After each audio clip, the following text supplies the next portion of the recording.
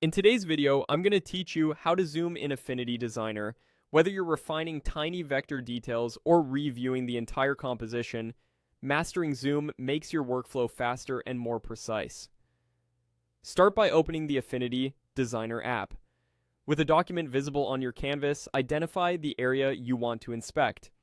Zooming is centered around your cursor, so move the cursor directly over the object or region you want to magnify.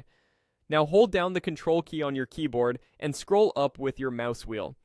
Each notch of the wheel will bring you closer, so use small, steady scrolls for fine control. If you're on a trackpad instead of a mouse, keep holding Control and use a 2-finger upward scroll. You'll notice the view smoothly enlarges toward your cursor, letting you zero in on anchor points, curves, and edges without hunting around the canvas. If you need to step back and see more of your layout, keep your cursor over the area you want to remain in view, hold the Control key, and scroll down.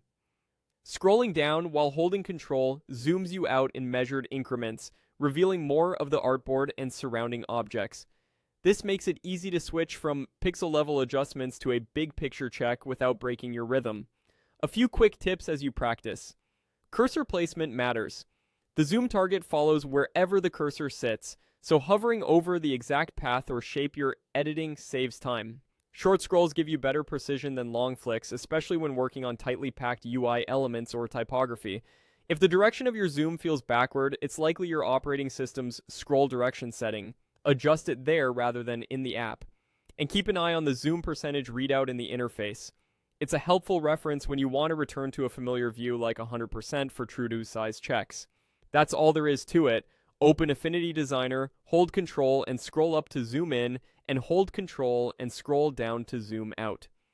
With a little practice, this becomes second nature and dramatically speeds up navigation as you design. Thanks for watching.